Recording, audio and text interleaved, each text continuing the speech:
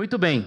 A mente do treinador versus a mente do adversário. Bom, quem gosta de futebol, eu gosto um pouquinho, né? Sabe o quanto é importante que o time ele esteja conectado com o seu treinador, né? Que ele conheça, né, e obedeça as regras ou as instruções, que ele esteja realmente assim, antenado, que ele conheça a mente do treinador. Aliás, eu não sou palmeirense, mas tenho que aqui dar o braço a torcer, que o Palmeiras ultimamente está ganhando tudo, porque há uma sintonia fina entre os jogadores e o seu treinador, que escreveu até um livro falando sobre essa questão do trabalho com a mente e como ele, né, como é importante os jogadores estarem conectados com a mente do seu treinador. E, obviamente, também colocar o coração ali no jogo. Tá? Então, isso dá resultado, ok? Claro que precisa ter jogador bom também, né? Senão não vai. Mas, quando nós falamos aqui do nosso treinador e do nosso adversário, nós estamos nos referindo a Jesus, o nosso Senhor, e, ao contrário aqui, o adversário, o diabo. E também, obviamente, a nossa carne, o nosso eu, isso joga contra nós também, nós temos que entender assim. Os três inimigos, né, os três adversários, a carne, o diabo e o mundo, ok? Só que esse mundo também é composto de gente. Então, acaba sendo aquilo que é do lado espiritual, a figura do diabo, e a carne humana, né, a nossa e a daqueles que estão ao nosso redor. Muito bem. E Jesus é o nosso treinador. E a Escritura fala, e eu quero aqui comunicar a você que é cristão, que está aqui nessa manhã e conhece esse Jesus e já entregou sua vida para Ele, se esse é o seu caso, a Escritura fala que nós temos... Deixa eu ligar aqui, peraí. Está ligado, mas não foi. Peraí, foi, agora foi. Em 1 Coríntios capítulo 2, verso 16, a Escritura fala que nós temos a mente de Cristo. Então, mais do que tentar se conectar, entender, nós temos a mente de Cristo. Nós somos chamados para entender isso, que nós já temos. Todo aquele que está em Cristo, que já entregou sua vida para Jesus, a Bíblia diz, tem a mente de Cristo. Isso é uma grande responsabilidade, mas também é uma grande bênção. Nós temos esse poder do próprio Deus atuando em nós e através de nós e por nós. Agora, Jonatas Leônio, num podcast, ele vai dizer que o Evangelho, e aí está uma questão que nós temos que entender bem também, né? O que significa esse negócio de ter a mente de Cristo? Alguns vão dizer que vão levar isso para o lado assim, muito místico e até folgado da ideia do negócio aqui, né? Não, eu tenho a mente de Cristo. Então, se tem agora, tem o Enem, né? Deve ter alguns fazendo Enem hoje. Então, eu tenho a mente de Cristo, não precisa nem estudar. Porque eu vou chegar lá e Jesus, né, a mente de Cristo vai atuar em mim, porque eu sou salvo, e aí eu vou acertar todas as questões sem estudar. Não vai. E tomara que não vá mesmo. Tomara que não acerte mesmo, nem no chute. Porque aquele que tem a mente de Cristo, ele vai entender que ele tem que ser responsável. Que ele tem que estudar sim. E que ele tem que se destacar por esse esforço e sacrifício para ser exemplo para aqueles que estão lá fora. Não seria correto uma pessoa, só porque é cristã, não estudar e Deus, de repente, ajudá-la ali a lembrar de tudo que ela nem estudou. Isso é injusto. Deus não é assim. Então isso não significa ter a mente de Cristo. Não, eu tenho uma prova difícil ali, ou então eu tenho uma entrevista de trabalho, mas eu tenho a mente de Cristo, vai dar tudo certo. Não se prepare não para ver. Então não é essa questão, ter a mente de Cristo que está tudo a seu favor e você não precisa fazer mais nada. Não é isso. E acredito que você entenda que não é isso, né? Não seria justo. Deus não age na injustiça. E aí, Jonatas vai dizer o seguinte, o Evangelho, ele não veio para nos prometer um transplante, mas uma transformação. Isso é muito importante entender. Quando você entrega a sua vida para Jesus, você está aqui nessa manhã e ainda não fez isso, e tem sido seduzido por essa proposta. Acho que eu quero virar crente. Né? Então, quando eu virar crente, eu acredito que todos os meus problemas vão se resolver. Não passa de mágica, tudo vai mudar. Não é verdade. Porque o evangelho não é um transplante. É um processo. Não é da noite para o dia que tudo acontece, não. A ideia é que Jesus, Deus, no princípio, Ele nos formou. Ele nos forma a sua imagem e semelhança. Aí vem o pecado. E o que o pecado faz com a gente? Ele nos deforma. E todos nós estamos debaixo do pecado. Toda a humanidade. Todos pecaram e carecem da glória de Deus. Todos foram deformados pelo pecado. E aí vem a graça do evangelho. Aquilo que Deus formou, o pecado deformou e o evangelho entra para transformar. Transformar. Isso é um processo. De glória em glória. Então é nesse momento que nós temos que entender que ter a mente de Cristo não significa receber um transplante. Plá! Me converti, tudo agora, né, mudou e agora eu não vou mais fazer o que eu fazia antes e todo o crédito já me foi dado, ou então eu posso fazer o que eu quiser porque já está garantido minha salvação e pronto, agora é assim que funciona. Não, isso não significa ter a mente de Cristo, isso é um processo de transformação. Sem combinar com o Ricardo, ele trouxe aqui no começo o texto que nós vamos usar bastante nessa manhã, Filipenses 2.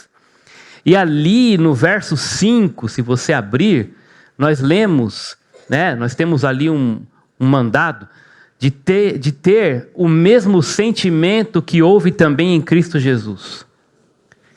Tenham o mesmo sentimento que houve também em Cristo Jesus. Na minha versão, tende vós o mesmo sentimento que houve em Cristo Jesus. E essa ideia de sentimento, essa palavra, né, ter o mesmo sentimento, ela vem do grego pronel, que significa modo de pensar, mentalidade. Então, o que o apóstolo Paulo está pedindo e ordenando aos filipenses aqui no verso 5 desse capítulo 2, é que eles tenham a mesma maneira de pensar, a mesma atitude, a mesma mentalidade que habitou, ou que houve também no próprio Jesus, no próprio Cristo. E quando nós olhamos para o contexto da carta aos Filipenses, nós vamos perceber que o apóstolo Paulo fala muito de alegria. Ele insiste nesse tema, alegrai-vos.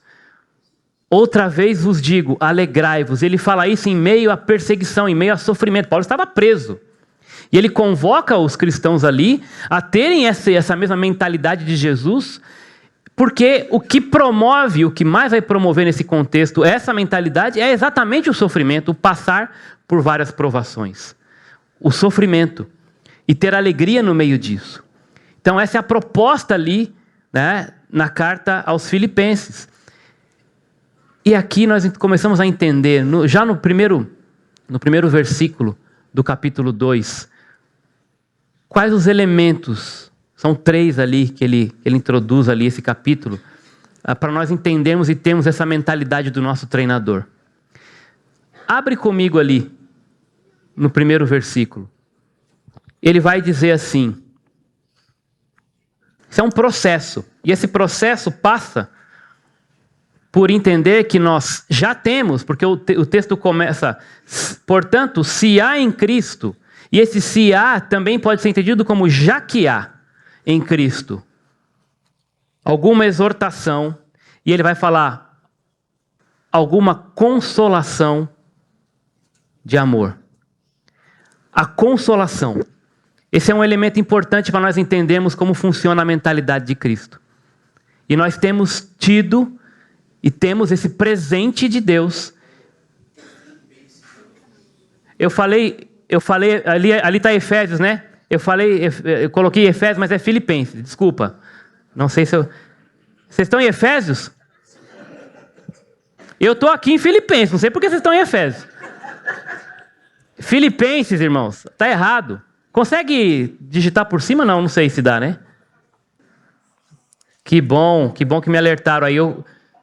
Pensei num e escrevi o outro ali. Não é o Efésios, não. Bom, muito bem. Vamos lá para Filipenses, abre lá. O 2:5 você pegou comigo, né? Tende o mesmo pensamento. Agora aqui, ok. Filipenses, muito bem, obrigado. Palmas para a turma do som, muito bem. Estão conectados com a mente aqui do... Muito bem. A consolação. De novo, né? O evangelho não veio para nos prometer um anestésico, mas um consolador. O que Jesus falou quando foi embora, quando subiu aos céus? Eu vou, mas quando eu for, eu vou deixar com vocês quem? Não uma anestesia, mas ou um anestesista, né?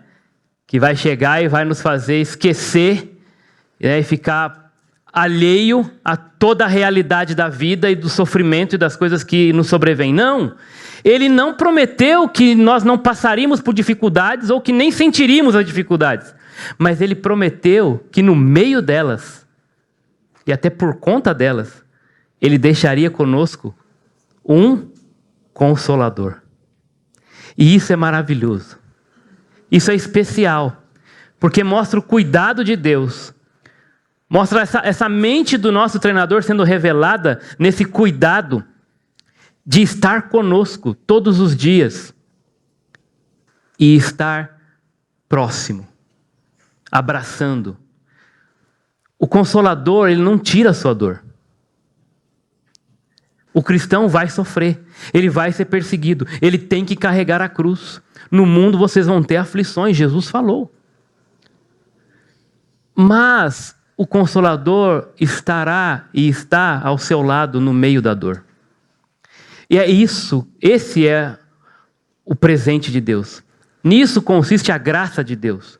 Não em nos tirar do mundo, mas nos livrar do mal. Não em nos proteger no sentido de nos livrar de qualquer sofrimento, mas de estar conosco ali, no meio deles. Não de prometer que não haveria vale da sombra da morte, mas disse, quando vocês passarem, ali estarei com vocês, a minha vara e o meu cajado vão consolar vocês. Essa é a promessa. É aqui que eu começo a entender como funciona a mente do meu treinador. Porque do outro lado existe um adversário querendo dizer tudo o contrário. Querendo que eu desanime, porque nesses momentos difíceis, ele vai dizer, tá vendo? Esse Deus não gosta de você. Olha o que ele está deixando acontecer na sua vida. Mas ele não vai deixar você passar por isso sozinho. Entenda isso. Enquanto tem alguém ali rindo de um lado, tem alguém aqui chorando com você. Te abraçando e dizendo, eu entendo o que você passou. E a ceia é a maior expressão disso. Ele sabe o que nós passamos, porque ele passou por tudo em nosso lugar, em nosso favor. Ele disse, eu estarei com vocês. Abra sua Bíblia em Apocalipse. E nós vamos ler bastante, viu, irmãos? Vamos ver se a gente consegue... Agora acho que está certo esse aí, hein? 21.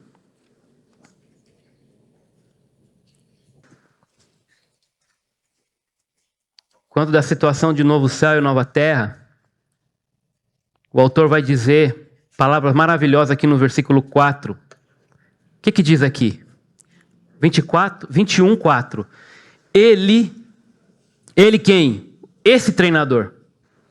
Lhes enxugará dos olhos toda a lágrima. Gente, vocês entendem aqui? Ele não diz que você não vai chorar. 21, 4. Ele não prometeu que não vai ter, que você nunca vai chorar. Mas o que ele falou? Eu vou enxugar a tua lágrima. Um dia não vai haver mais choro, mas até lá, ele enxugará dos seus olhos toda a lágrima. Esse é o papel do Consolador. Haverá sofrimento, haverá choro, tristeza, mas ele vai estar ali, ele prometeu. Mateus 5, 4, das bem-aventuranças, é impressionante essa bem-aventurança. O que Jesus diz ali? Bem-aventurado quem?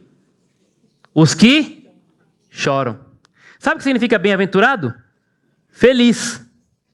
Feliz, alegre, felizes.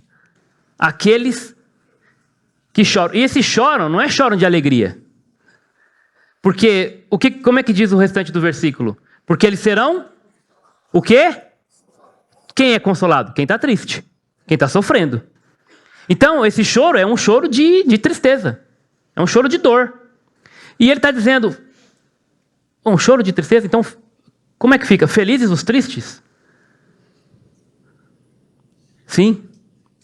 Porque a nossa alegria em Cristo não significa ausência de sofrimento. Significa certeza de consolação. Isso é o que importa. Isso é o que nos sustenta. Isso é que nos dá esperança. Isso é que nos faz perseverar. Porque nós não estamos sozinhos. E nesse processo de choro, é que ele nos aperfeiçoa. É que nós começamos a conectar e entender como funciona essa mente do nosso treinador. É assim, queridos. Não é livre de qualquer problema. Mas é com ele enxugando nossas lágrimas e nos consolando em meio a esses problemas. E dizendo, bem-aventurados são vocês, porque é assim que vocês se tornam mais parecidos comigo. É assim que eu vou aperfeiçoando o meu caráter, a minha mente em vocês. Se há alguma consolação. Mas e o adversário nessa hora? Como é que ele recebe isso e tenta nos atacar do lado de lá? Querendo entrar na nossa mente, para que tenhamos a sua mente e não a do nosso treinador. Com mentira, com engano. Como eu disse, querendo falar para nós que isso aqui não é evangelho. Que ser cristão não é isso, não pode sofrer. Aquele que é crente não veio para sofrer. E eu tenho uma proposta melhor para você. Você não precisa passar por isso. João 8,44.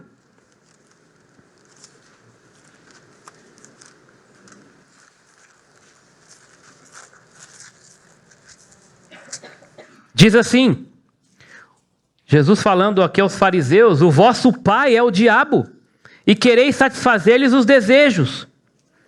Ele foi homicida desde o princípio, e não se firmou na verdade, pois nele não há verdade. Quando ele mente, fala do que lhe é próprio, pois é mentiroso e pai da mentira. Então o diabo virá com mentiras na sua vida, quando você estiver sofrendo, quando você estiver chorando, quando você estiver sendo perseguido, quando alguma situação difícil sobrevier à sua casa, à sua família, ele vai dizer, Deus não te ama, Deus te abandonou. Mas Jesus continua dizendo, há consolação. Eu estou aqui. Você não está sozinho. Não acredite nessa mentira. Eu estou aperfeiçoando você. Estou trazendo você para um outro patamar. Estou conectando você com a minha mente para entender o que eu fiz por você. Para que assim você entenda quem você é, quem eu sou. E assim possa me revelar aos outros também. Apocalipse de novo, agora capítulo 12. Outra artimanha e característica da mente do nosso adversário. No verso 9, falando que ele foi expulso, o grande dragão, a antiga serpente chamada Diabo e Satanás, que faz o quê? Engana todo mundo. Então, o seu coração é enganoso, a Bíblia diz, nosso coração é enganoso, Jeremias fala isso, quem conhecerá esse coração é enganoso, mas o diabo é aquele que também é o enganador. Então, isso tudo, esses inimigos se juntam para nos desviar desse propósito de nos conectarmos com a mente do nosso treinador, que está dizendo, felizes, bem-aventurados aqueles que choram, porque eles serão consolados. E o diabo vai querer enganar você dizendo, isso não é verdade. Eu tenho algo melhor para você. Lembra da tentação de Jesus? Mateus capítulo 4. O diabo leva Jesus para ser tentado, não, o Espírito leva Jesus para ser tentado pelo diabo, e o que o diabo tenta fazer ali? Enganar, mentir, fazer Jesus acreditar que ele não precisaria passar por aquilo, que ele não precisaria passar fome ali, deveria transformar a pedra em pão, se Deus realmente o amasse, ele ia pular e os anjos iriam segurá-lo, que ele daria todos os reinos do mundo para Jesus, se Jesus prostrado o adorasse. E olha como o diabo trabalha aí, né? Querendo enganar e mentir a Jesus quanto ao sustento que vem de Deus, primeira tentação. Quanto à segurança que vem de Deus na segunda tentação. E a singularidade de Deus na terceira tentação. E Jesus vai defender-se com a palavra. E no final o que acontece? Ele recebe o consolo, os anjos vêm e o servem. E ele acreditava nisso, por isso ele foi até o fim. Até o fim, por mim e por você. Pois os nossos sofrimentos, leves e momentâneos, o apóstolo Paulo falando aos Coríntios na segunda carta, capítulo 4, 17 e 18, estão produzindo para nós uma glória eterna, que pesa mais do que todos eles. Assim, fixamos os nossos olhos naquilo que se vê, mas no que não se vê. Não fixamos, né? Fixamos os nossos olhos não naquilo que se vê, mas naquilo que não se vê. Pois o que se vê é transitório, mas o que não se vê é assim que Jesus quer que andemos, olhando para o eterno. Ter a mente do nosso treinador nos faz olhar para aquilo que é eterno e não efêmero, que dura apenas um dia. Que se limita a esta vida. Se a nossa esperança se limita apenas às coisas dessa vida, somos os mais infelizes de todos os homens. Aí sim, é um choro que não tem consolo. Mas Jesus está dizendo, olhe para aquilo que é eterno. Olhe para mim. O segundo elemento, voltando lá para Filipenses, não Efésios, capítulo 2, ele vai dizer... Se há alguma consolação e se há alguma comunhão, ou já que há, né, uma vez que há alguma comunhão. E aqui você percebe que nós vamos para um outro patamar, que é a comunhão do Espírito. E a comunhão... Beleza, gente, pode ir aí, tá ótimo, obrigado mais uma vez. Na comunhão o que acontece? Nós vamos para um nível mais elevado. Porque na solitude, que é esse tempo a sós, Cristo é sentido. Mas na comunhão, Cristo é revelado. E esse é o propósito aqui. Na comunhão com esse Deus, ele é sentido, mas na comunhão uns com os outros, a igreja de Jesus, que ele criou para isso, para que por meio dela, ele fosse revelado. Ele fosse revelado. Na comunhão, Deus nos faz um com Ele e uns com os outros. E é nessa relação de uns com os outros, nessa comunhão que vem dele para conosco, junto conosco, e nessa comunhão uns com os outros nós mostramos e revelamos a mente do nosso treinador para esse mundo, que está cativo, que está... morto nos seus delitos e pecados. Deus se revela por meio da comunhão da sua igreja, do seu povo. E isso é maravilhoso. Quando a Bíblia fala dessa mente de Cristo, entendam isso. Ela está falando dessa presença e da ação do Espírito Santo em nós. É o próprio Deus em nós que nos leva a compreender essa mente do Senhor, as verdades espirituais, os propósitos de Deus e a revelação da sua palavra. Lembra, não é uma questão mística, né? ou de transplante instantânea, mas é um processo onde nós vamos compreender as verdades espirituais, os propósitos de Deus revelados na sua palavra, que é a verdade. Quanto mais nós nos aprofundamos e conhecemos a verdade, mais vamos conhecendo a mente desse nosso Senhor. Mais ele vai se revelando em nós por meio da compreensão dessas verdades espirituais. A mente de Cristo, ter a mente de Cristo, pastor Luciano vai dizer que é ter esse entendimento turbinado. Isso é interessante, né?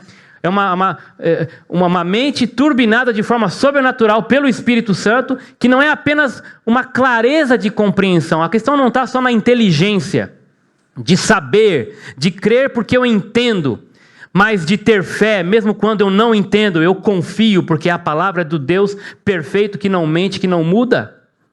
É essa ideia de convicção interior que gera a fé, Gente, a Bíblia não é contrária à ciência, né? Às questões de experiência, de poder experimentar e comprovar, né? Nós sabemos que toda a verdade é a verdade de Deus. O problema é que tem muita coisa que nós não compreendemos. Como é que eu vou explicar, por exemplo, a Trindade? Eu não consigo explicar. Como funciona isso?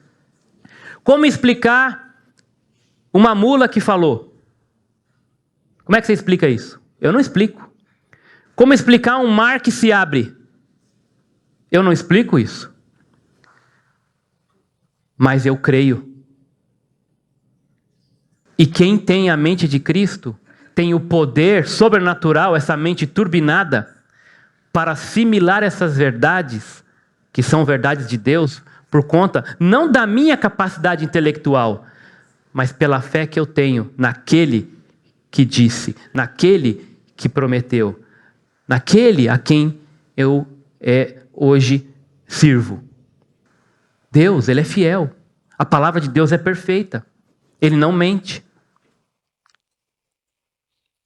E é exatamente nesse ponto que a mente do inimigo, né, ela tenta confundir, ela tenta disfarçar ou desviar da verdade. Olha que interessante esse salmo. O que o salmista vai dizer ali? 119, dos versos 97 até o 100. Conforme nós nos aproximamos de Deus por meio da sua palavra e da ação do Espírito Santo, esse é o resultado.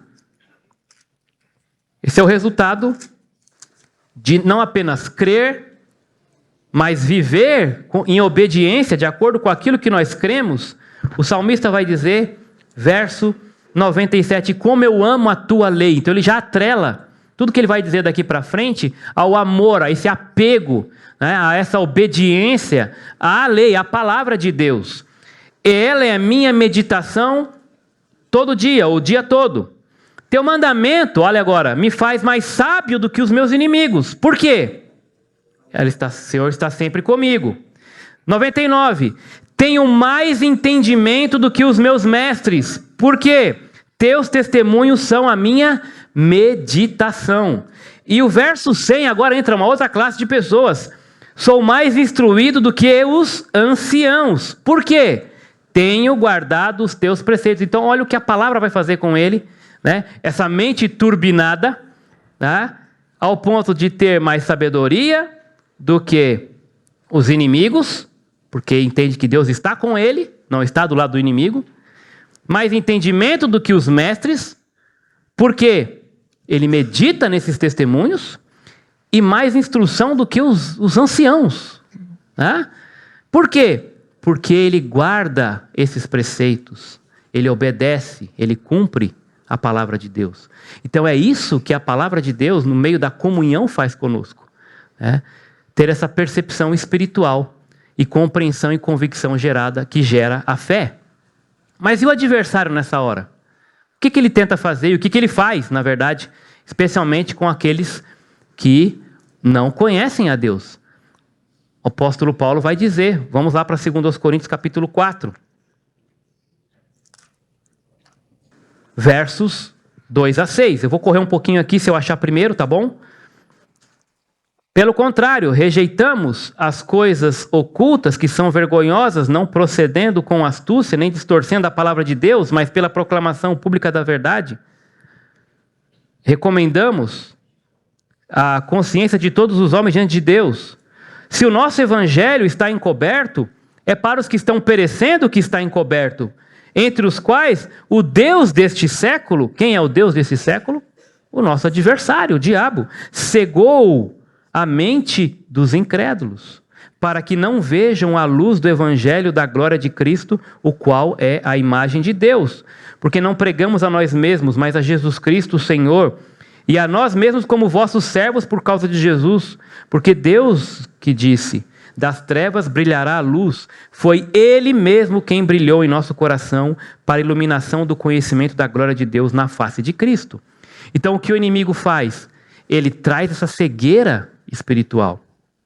Enquanto a mente do treinador gera em nós essa convicção de fé, a mente do adversário vai trazer a cegueira, vai nos afastar dessa verdade, porque ele não quer que nós entendamos e compreendamos. Isso está na nossa natureza. Enquanto Deus permitir, o mundo continuará com os olhos fechados. Por isso, nossa oração de fé e nosso clamor, porque mesmo diante da nossa eloquência, da nossa inteligência, daquilo, tudo que nós podemos fazer enquanto seres humanos, se não for a graça de Deus, se não for o poder do Espírito Santo para desvendar, para tirar essa venda, para trazer, para dar nova visão, para iluminar, Ele mesmo é quem iluminou. Se não for Deus para fazer isso, eles continuarão na cegueira, seguindo a mente do adversário. Lá na primeira carta, capítulo 2, o apóstolo Paulo vai falar que essa conversa toda, essa convicção toda de fé, para aqueles que estão seguindo a mente do adversário é loucura. Para nós, isso se discerne espiritualmente. Deus revela para nós esse mistério. Ele nos faz entender isso por meio da presença do Espírito Santo. Mas aqueles que estão perdidos, eles não entendem. Isso é delírio. Vamos lá para o capítulo 2, versos 14. O homem natural não aceita as coisas do Espírito, porque lhes são absurdas, eles não podem entendê-las, não compreendem. Mas aquele que é espiritual compreende todas as coisas, ao passo que ele mesmo não é compreendido por ninguém. Pois quem jamais conheceu a mente do Senhor para que possa instruí-lo? E aí ele vai dizer aquilo que nós colocamos no começo. Nós temos a mente de Cristo. Então, por termos a mente de Cristo, o Espírito Santo atuando em nós, essas coisas são discernidas pelo Espírito. Mas aqueles que estão ao nosso redor, que não conhecem esse Deus, que ainda não foram iluminados no seu entendimento, essas coisas para eles são loucura, delírio. Se você está aqui nessa manhã e essa conversa toda está parecendo para você uma loucura, um delírio, Deus está falando contigo. Você não chegou a hora de entregar a sua vida para que Ele possa iluminar o seu entendimento e aí essas coisas se discernirem para você também. Ele é o único caminho para isso. Não é frequentar uma igreja, não é fazer parte de um pequeno grupo, se bem que tudo isso é agir de Deus nessa comunhão que tem para Ele ser revelado. E talvez estar aqui, estar num pequeno grupo, eu tenho certeza, é obra de Deus para que você, nesse processo, Deus esteja se revelando a você por meio da igreja, né? Por meio do seu evangelho que é transmitido pelo seu corpo, a igreja, pregado pela igreja. Mas o que o inimigo quer? Que você continue cego e achando que isso tudo é um delírio. E para terminar, ele vai dizer lá, em Filipenses 2:1, se há alguma consolação, alguma comunhão, e aqui ele vai dizer compaixão. E esse é um outro estágio maravilhoso que a mente de Cristo nos leva. Um terceiro elemento para entender como funciona a mentalidade de Cristo. A compaixão. Tá? E aqui, nós vamos ver depois no slide final, é Cristo agindo através de nós. Vemos aqui que Deus não é um Deus que se preocupa apenas com teologia, mas que é movido por íntima compaixão. E várias vezes na Escritura, nos milagres, por exemplo, Jesus, movido por íntima compaixão, ele vai lá e multiplica os pães. Jesus vai lá e cura, levanta aquele que está caído. Tendo se compadecido, foi, né, e serviu. Foi e operou. Na consolação, o processo se inicia, e isso é muito bonito, gente, e gracioso também. Lá na consolação, no primeiro ponto, o processo se inicia com alguém enxugando nossas lágrimas. Para nós chegarmos nesse ponto aqui agora, da consolação, onde nós somos capacitados e movidos por esse mesmo Espírito, para agora nós enxugarmos as lágrimas de outro. É para isso. Esse é o objetivo final. Deus se revela em nós para que nós possamos revelá-lo a outros. Isso é compaixão, por meio do serviço. O exemplo máximo de compaixão está aqui, né? Aqui vai ilustrar o que Jesus fez por nós na cruz. Ele se entregou por nós. Daqui a pouquinho nós vamos celebrar com alegria, porque esse é o símbolo maior de compaixão que alguém poderia ter tido. Ele se entregou por nós, sentindo o que a gente sente. Hebreus 4,15, se você for até lá, não há, vai dizer o autor de Hebreus, porque nós não temos um sumo sacerdote que não possa o quê? Compadecer-se das nossas fraquezas. Mas alguém que, à nossa semelhança, foi tentado em todas as coisas, porém, sem pecado, para que pudesse chegar nesse ponto aqui, da extrema compaixão. Ele morreu a nossa morte. Alguém que sentiu o que a gente sente. Ele mistura a nossa dor, Isaías fala sobre isso, ele levou sobre si as nossas dores, os nossos pecados. O castigo que nos traz a paz estava sobre ele. Ele misturou isso na sua pureza e na sua santidade. Para quê? Para que agora nós também pudéssemos sentir o que ele sente. Ou seja, a compaixão. E servir o nosso próximo. Quando nós olhamos Filipenses 2, 6 e 7. Filipenses 2, 6 e 7. Não sei porque eu insisti com esse Efésios, mas tudo bem. O 6 e 7, Filipenses. O texto vai dizer assim: que existindo em forma de Deus, ou embora sendo Deus, e isso é maravilhoso, porque deixa claro que Jesus sabia a sua identidade. Ele sabia quem ele era, e aqui está a grande chave do negócio aqui, da compaixão. Tem que entender quem ele é para mim, e entender quem eu sou. Porque eu só vou conseguir ser movido de compaixão quando eu entender quem ele é, o que ele fez por mim, porque quem eu era para merecer o que ele fez por mim. Então, se você vai celebrar a ceia nessa manhã, é com alegria sim, porque quem era você para ser digno de participar da mesa?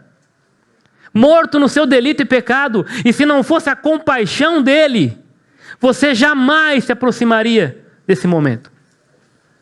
É só por ele. Embora sendo Deus, ele não considerou o fato de ser igual a Deus algo a que devesse se apegar. E aí vem o segundo aspecto. Pelo contrário, ele se esvaziou a si mesmo, assumindo a forma de servo. Ele tinha uma clara compreensão da sua identidade espiritual, mas ele se esvazia e assume uma identidade carnal. Carnal não no sentido do pecado, mas no sentido do ser humano, do homem, da carne. Se fez carne e habitou entre nós, por nós, e se entregou da mesma forma. Temos que entender e aceitar também as nossas duas naturezas. Porque quando nós estamos em Cristo, nós recebemos essa natureza divina. O Espírito Santo, o próprio Deus em nós. E nós temos que nos encher dela sim. Mas também temos que entender e não nos esquecermos da nossa natureza humana, aceitando quem nós somos como pecadores, miseráveis e carentes dessa graça de Deus.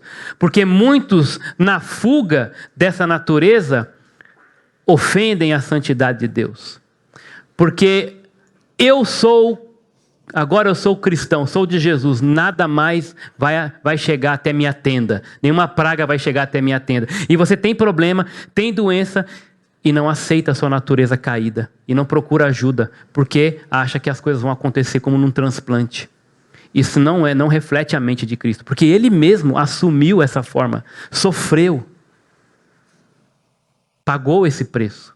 Então nós temos que entender essa fraqueza, para que assim possamos ter e entender também a mente do nosso treinador. Enquanto isso, o que o adversário faz? 1 João 3,10.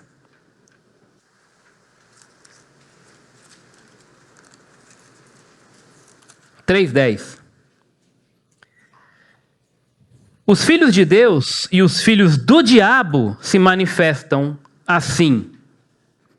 Quem não pratica justiça não é de Deus. Então, quem é injusto, quem pratica a injustiça, é filho de quem? E quem também não ama o seu irmão. E aqui está o aspecto da compaixão. O diabo, o nosso adversário, vai nos levar a ignorar este nosso chamado de servir, de se compadecer. Ele vai trabalhar no nosso orgulho, no nosso egoísmo, na nossa prepotência, na nossa soberba. Enquanto Jesus quer trabalhar no nosso serviço. Porque ele veio para, se esvaziou assumindo a forma de servo. De servo. E a compaixão se manifesta no serviço. Não é apenas ter pena, mas é agir em favor de. Através de.